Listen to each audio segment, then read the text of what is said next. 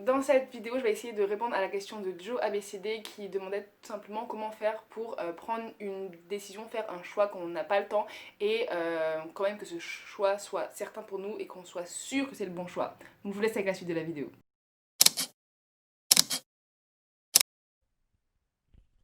Donc la première chose à faire, c'est de prendre une feuille et un stylo, ou en tout cas de quoi écrire, ou un tableur comme moi.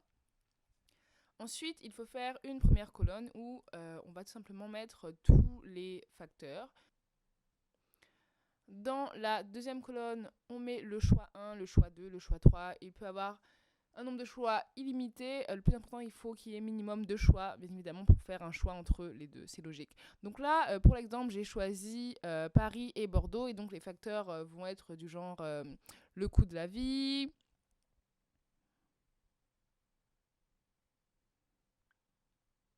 la proximité,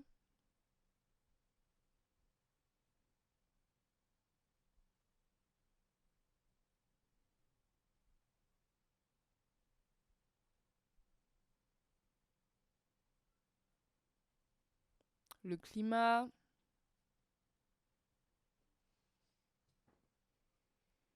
la sécurité. Et lorsque vous avez mis tous vos facteurs dans la colonne facteurs, vous allez tout simplement choisir le facteur de décision. Qu'est-ce que c'est en fait? C'est un facteur qui va de 1 à 10 et 10 représente tout simplement le facteur le plus important.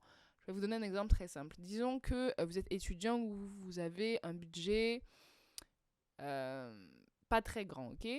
Et donc pour vous, le coût de la vie va être un facteur décisif. Donc vous allez peut-être mettre 10, alors que la proximité, disons, c'est pas trop important pour vous. Le climat, bon, vous vous en moquez qu'il fasse beau, chaud, c'est pas grave. Et la sécurité, par contre, c'est un peu plus important pour vous. Donc vous allez mettre une note, je sais pas, de 3, 4, 8. Ensuite, la deuxième chose à faire, c'est de noter. Et vous allez donner une note de 1 à 10 comme tout à l'heure. Et qu'est-ce que je veux dire par noter? C'est en fonction des facteurs par rapport à chacun de vos choix. Donc là, commençons avec Paris. Disons que vous trouvez que le coût de la vie à Paris est cher. Donc vous, sur une note de 1 à 10, vous direz que plutôt qu'il est très très très cher, donc ce serait 10, il est moyennement cher, donc ce serait 5. Voilà, et vous allez faire la même chose pour tous les facteurs, vous allez faire de même pour Bordeaux.